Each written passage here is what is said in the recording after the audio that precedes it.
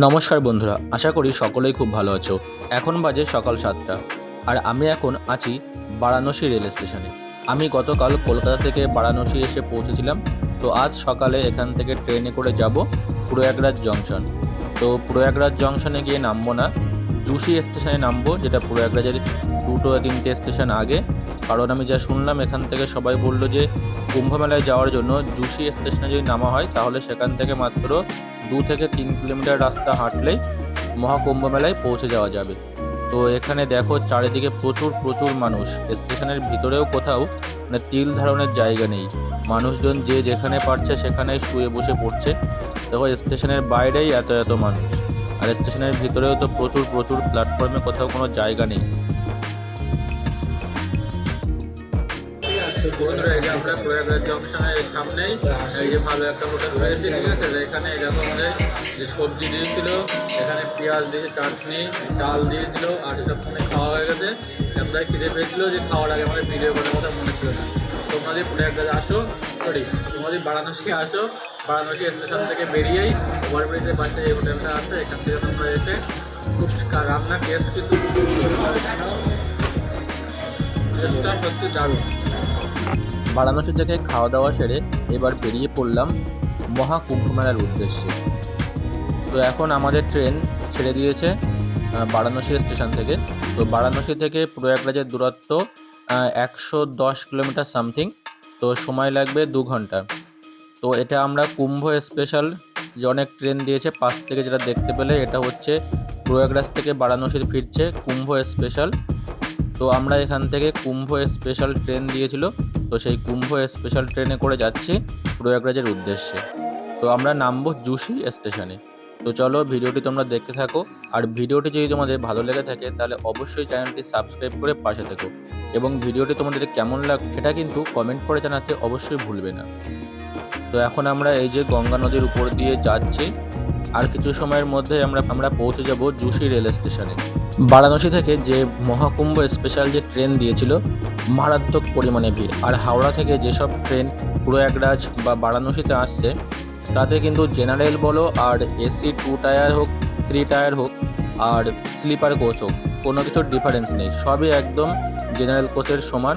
তো আমরা যদিও টিকিট পাইনি, তো জেনারেল কোচে এসেছিলাম। তো বন্ধুরা, কথা বলতে বলতে এখন দেখো আমরা চলে এসেছি জুশি রেল স্টেশনে। তো দেখো চারিদিকে কোটি কোটি মানুষের ভিড়। ট্রেনের বেশিরভাগ মানুষের সবই এই জুশি স্টেশনে নেমে গিয়েছিল। তো তোমরা চলো সামনে দেখতে পাবে যে কি পরিমাণে মানুষ মহাকুম্ভ মেলায় এই মহাসম্মেলনে অংশগ্রহণ করতে ছুটে আসছে। তো চারিদিকে যেদিকেই দেখাবে সেদিকেই মানুষ, আর রাস্তাতে প্রচুর বালি।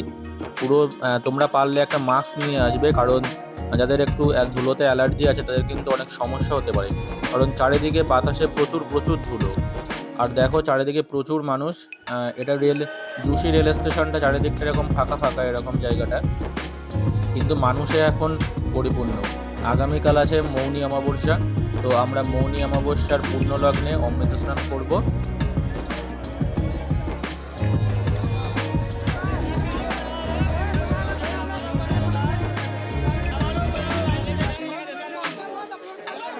সমস্ত মানুষ এক অজানা আকর্ষণে এই মহাকুম্ভে ছুটে চলেছে। দেখো প্রচুর প্রচুর মানুষ আগামীকাল গঙ্গা যমুনা সরস্বতীর যে সঙ্গমস্থল সেখানে গিয়ে অমৃত স্নান করবে।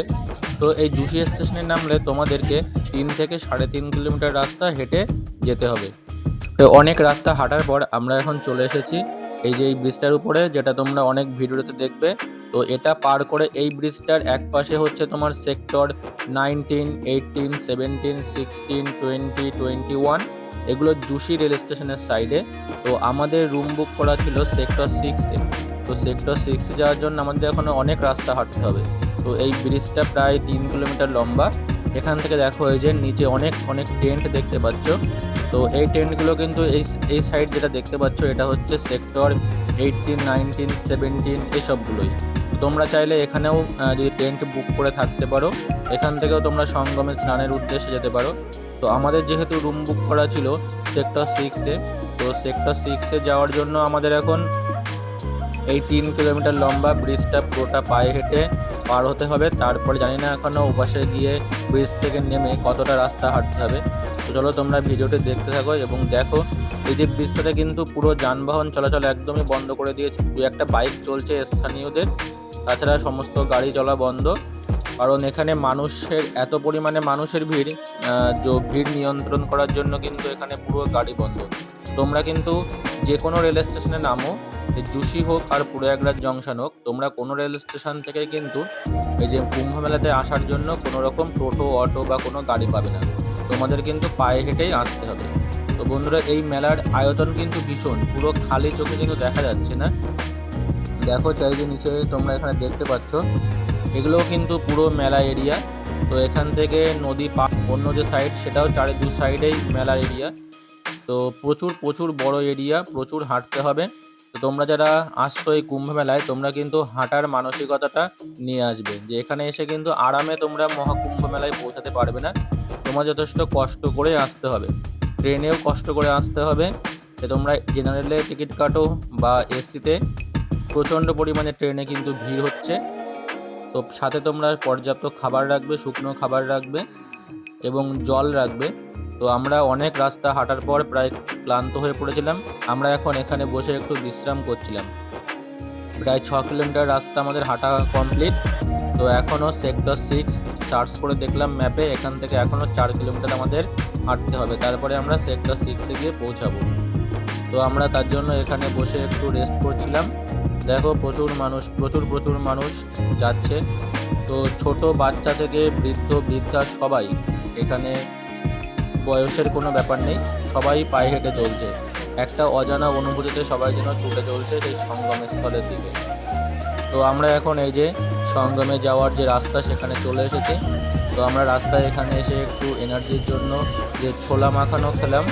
তো টেস্টটা এখানে কিন্তু ছোলা মাখানো, এর ভিতরে মূলো দেয় এবং মূলোর পাতা, যেটা আমরা বাড়িতে কখনোই খাই না, সেটা দিয়ে ছোলা মাখিয়ে দিল। তো সেটাই আমরা খেলাম, কারণ সারাদিন আমাদের কোনো খাওয়া দাওয়া হয়নি। তো বন্ধুরা, ভিডিওটি যদি তোমাদের ভালো লেগে থাকে তাহলে অবশ্যই চ্যানেলটি সাবস্ক্রাইব করে পাশে থেকো।